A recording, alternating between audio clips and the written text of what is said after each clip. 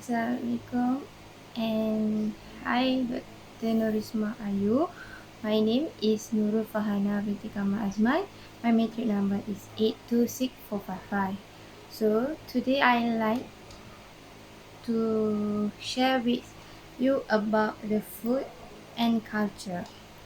So the food and culture have their interplay that been exist from the time humans starting developing separate cultures and ways of life. This interplay has been going through continuously until now. However, the nature of this relationship has changed over time. The early stage of food choices was shaped significantly by the environments.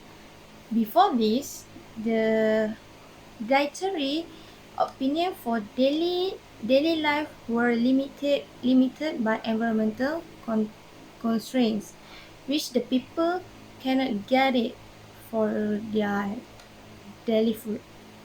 So, many practices and ritual when early civilization rotated around agriculture. After that, people will likewise connect to the similar food patterns with their culture or ethnic group. Immigrants frequently use food as a means of retaining their cultural identity. It can show the people from different cultural families eat different foods.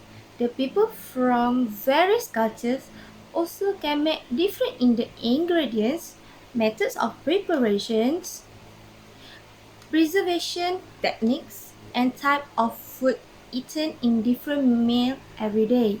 The way of families lives and the place their ancestors originated also will influence they to like and dislike the food. These food preferences result in patterns of food choices within a cultural original group. Then, the food items themselves have their own meaning that attach to them. For example, a box of chocolates in various Western countries would be seen as a suitable gift to a person. The way of reaction that shown by the recipients of the gift will differently to a gift of a cabbage or a carrot compared then to a chocolate. But some countries feel that chocolate might be a less suitable gift to a person. These countries can change the chocolate to a suitable food which can be a gift to a person that make them happy when receive it. Besides that, the nation or countries also always represent with certain foods. For example, many thought Italy with the food of pizza and pasta. Actually, Italian people eat many other foods and type of pasta dishes very thoughtful very throughout Italy.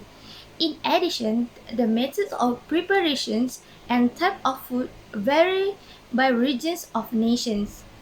It can see when some families in the United States US prefer to eat meat and potatoes, but meat and potatoes are not eaten as a regular basis, not even favored by numerous in the US and would not label as a national cuisine. After that, the habits when eating food based on the original also occur, but they also adjustment over time. As people immigrate, food practices and preferences are imported and exported. It shows that when families are moving to other location, they will bring their food preference with them. They may use their old recipe modification with new ingredients or experiment with new recipes, combining ingredients to match their own taste of meals. In addition, food itself is imported from other countries such as The Nasi Arab in Malaysia is come from the Arab countries that may immigrate from Arab countries to Malaysia. After that, in certain part of the world, what is considered edible or even a delicacy may be considered inedible in other parts, even though food is always selected with some attention to physical needs, the values or belief a society attributes to potential food items define what family within a cultural group will eat. For instance, both plant and animal sources may be involved gathering nutritional requirements for protein, such as soybean, beef, and chicken meat, are all suitable to protein bases, but they are not equally accessible in all cultures because of the symbolism attached to these protein sources. After that, the religious belief also one of the factors to choose food that gives some food belief and practices. All around the world, during Ramadan, all Muslims will fast, which they believe during this month to be the Quran was given from Allah to Prophet Muhammad. Besides that, the people that follows of Buddhism, Hinduism, and Jainism are vegetarian because of a doctrine of non-injury or non-violence. Despite religious food prescriptions, even among those who follows the same religions, dietary habits vary widely.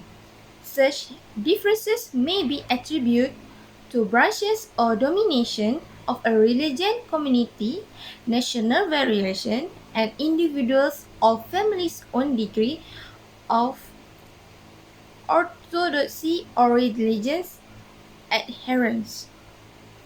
Now, I will explain a few food traditions around the world. Okay, firstly, I will explain to you about the Japanese food, which is called washoku.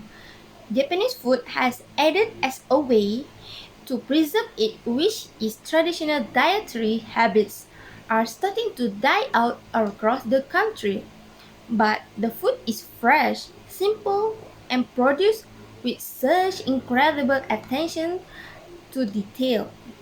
It is cooperatively referred to as washoku.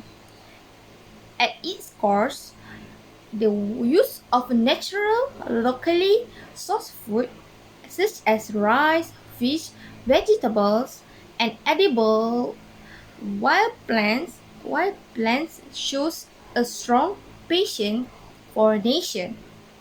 Every little detail about Japanese food, from the way it's prepared and presented to the way it's eaten, it shows the stem from a historical cultural tradition that is descended through the generation.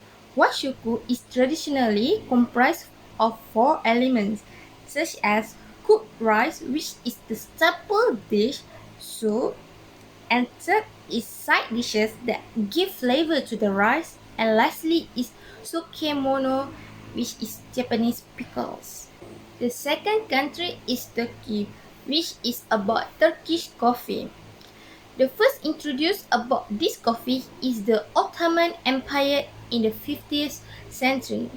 From the moment the Ottomans controlled coffee trading routes and were responsible for spreading coffee throughout the empire. The reason why the countries and territories are conquered by the Ottoman previously, which is including Bosnia and Herzegovina, they have their own coffee traditions that are closely related to Turkish coffee. The way to make the Turkish coffee: firstly, roasted beans are ground to a super fine powder and brewed brewed slowly with water and sugar until a foam on top. Turkish coffee pots are an integral part of the ritual, or it's called sieve. On the intricate coffee tray, miniature bronze pots for one or large sieve holding enough coffee for a large group are presented to the drinker. On the other side, sugar cubes and a square of turkey delight are normally also served with Turkish coffee. Lastly, country that I will explain is traditional Mexican cuisine. The interaction between Spanish conquistadors and the Aztec culture was one of the major factors of Mexican cuisine. Most of the Mexican food we eat today is a delicious mix of ancient Aztec, Mayan, and Spanish traditions. In the history of Mexican cuisine, the French also played their part, adding baked goods such as sweetbread and botillo to the mix.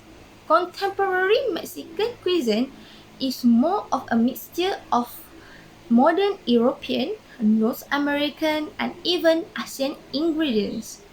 It is difficult to replicate true Mexican food outside of Mexico like anywhere else in the world.